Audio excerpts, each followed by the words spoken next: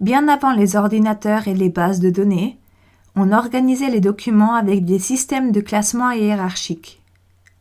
Après l'invention de l'ordinateur, le concept a été repris pour le stockage des données numériques.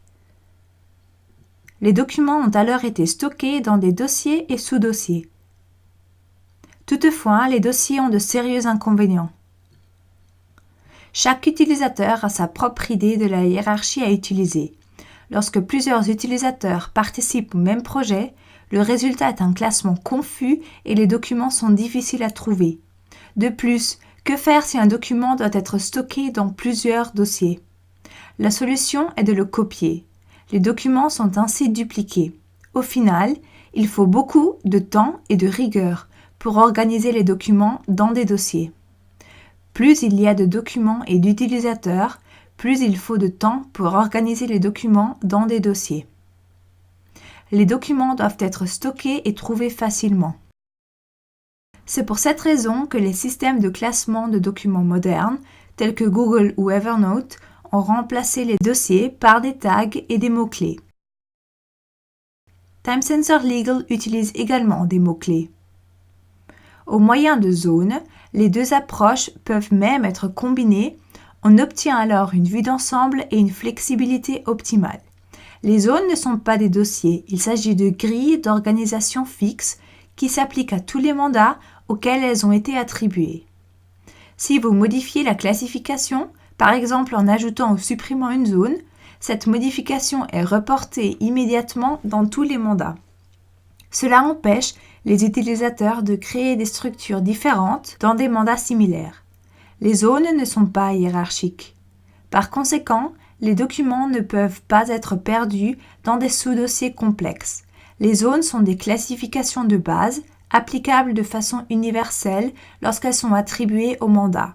C'est à vous de décider si vous voulez travailler avec des mots-clés ou des mots-clés et des zones. Dans tous les cas, avec Time Sensor Legal, vous retrouverez facilement vos documents.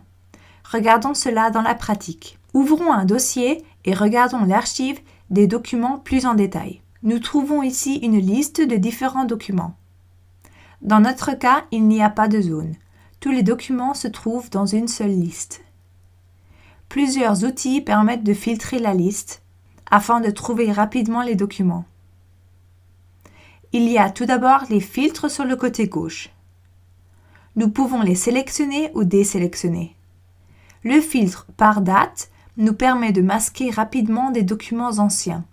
Le filtre par sorte permet d'afficher les documents sortants, les documents entrants ou les documents internes.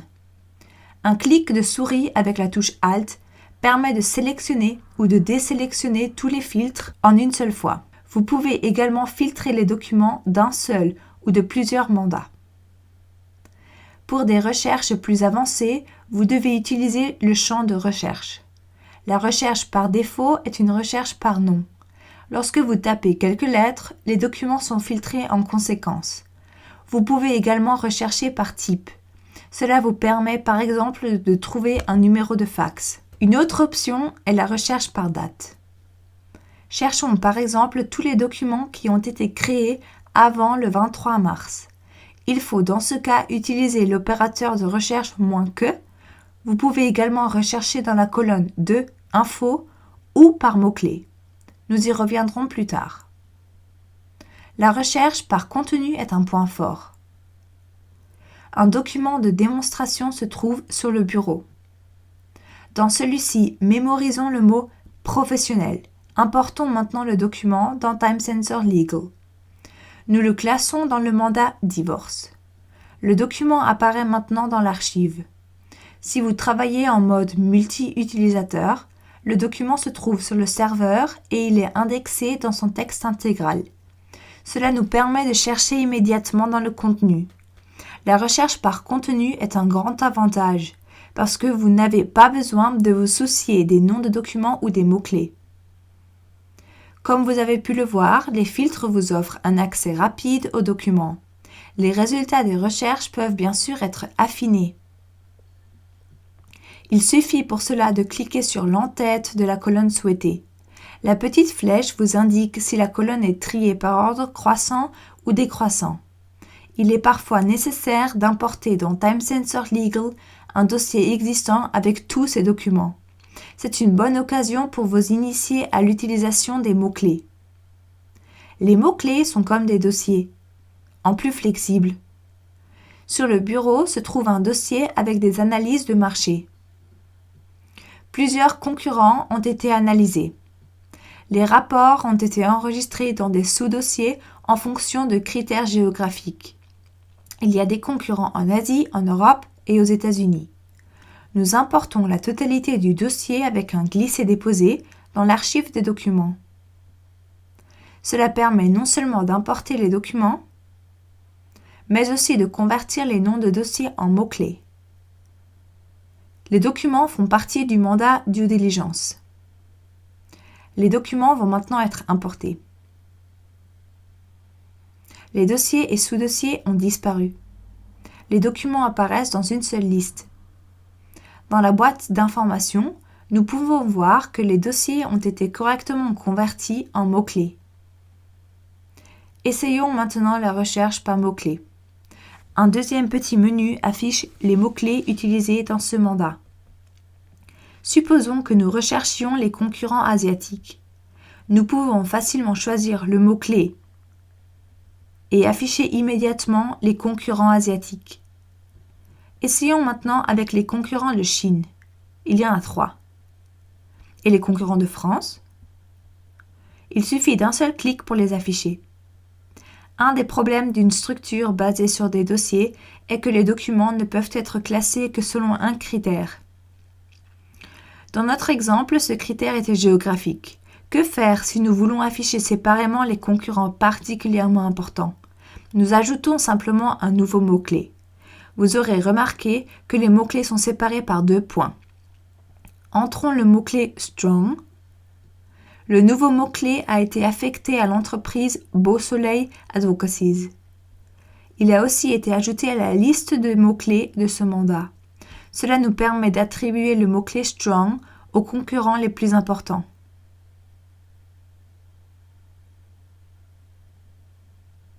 Ainsi, nous pouvons trouver tous les concurrents importants au moyen du mot-clé Strong. Vous comprenez maintenant que les mots-clés sont plus flexibles que les dossiers. Dans la prochaine partie de cette vidéo, nous allons regarder la classification et les zones. Les zones vous permettent de classer de manière identique l'archive de tous les mandats similaires. Les zones sont définies de façon centralisée et peuvent ensuite être affectées à un mandat dans les paramètres. Nous voulons organiser l'archive de tous les mandats de due diligence au moyen de zones identiques. Pour ce faire, nous ouvrons l'éditeur de schéma sous l'onglet Complément afin de définir les zones. Plusieurs classifications sont prédéfinies. Créons-en une nouvelle avec le petit signe plus. Nous donnons un titre à cette classification et définition des zones appropriées. Un processus de due diligence inclut plusieurs aspects de l'entreprise. Nous pouvons cocher la case administratif pour une des zones. Time Sensor Legal va y classer automatiquement les factures générées. Maintenant, il suffit d'attribuer la classification nouvellement créée à notre mandat. Nous pouvons aussi l'attribuer à d'autres mandats de due diligence, de façon à ce que tous ces mandats soient structurés de manière identique. Lorsque nous retournons à l'archive de documents, nous voyons une nouvelle icône. Cette icône affiche les zones. Lorsque l'icône contient 2 traits, seules les zones qui contiennent des documents sont affichées. Lorsque l'on clique encore une fois sur l'icône, 4 barres apparaissent. Cette action affiche toutes les zones. Nous pouvons maintenant organiser les documents en les faisant glisser entre les zones. Les zones vides peuvent à nouveau être masquées par un clic sur l'icône. Un clic supplémentaire permet de basculer entre afficher toutes les zones et afficher uniquement les zones utilisées. Pour masquer entièrement les zones, maintenez la touche Alt, appuyez et cliquez sur l'icône. Encore un clic et vous retournez à l'affichage normal. Essayons maintenant d'importer un nouveau document. qui sera classé dans la zone Finance. Dans la boîte de dialogue d'importation, nous pouvons sélectionner la zone souhaitée. Le document est importé. La zone Finance s'affiche dans la liste parce qu'elle contient maintenant un document. Les options de recherche et de filtre présentées dans cette vidéo fonctionnent de façon indépendante des zones. Seules les zones nécessaires sont affichées. Une autre différence par rapport au dossier traditionnel est que les zones peuvent être affichées ou masquées de façon dynamique. Elles sont identiques pour tous les mandats. Une structure confuse de dossier n'est plus possible. Si vous créez soigneusement vos zones, vos documents sont toujours structurés de façon claire et uniforme. Il existe 2 manières de déplacer des documents d'une zone à une autre. La première est d'utiliser la boîte d'information. La seconde est d'afficher toutes les zones et de déplacer le document vers la zone souhaitée. Il est possible que vous ayez un grand nombre de documents relatifs à un mandat, mais que vous ne vouliez pas les importer dans Time Sensor Legal. Il peut s'agir d'une archive très volumineuse ou ancienne qui est déjà bien organisée sur votre serveur. En voici un exemple. Un dossier complet de documents situé sur le serveur. Nous ne voulons pas importer ces documents, mais nous souhaitons les lier au mandat pour pouvoir y accéder facilement. Nous pouvons le faire en glissant le dossier sur la barre d'en-tête du dossier de mandat. Une nouvelle icône apparaît. Il s'agit du lien vers le dossier sur le serveur. Un clic sur l'icône ouvre le dossier sur le serveur sans que vous ayez besoin de le chercher. Bien sûr, vous pouvez supprimer ou modifier un lien au moyen de l'icône. Nous sommes arrivés à la fin de cette vidéo. Nous vous avons présenté les différents outils disponibles pour gérer les documents. C'est à vous de choisir les outils dont vous allez vous servir dans votre étude. Je vous recommande de mettre en place une stratégie avant de commencer à utiliser la gestion des documents. Si vous souhaitez utiliser des zones, vous devez planifier et préparer les classifications adaptées à votre étude. Bonne chance et à bientôt.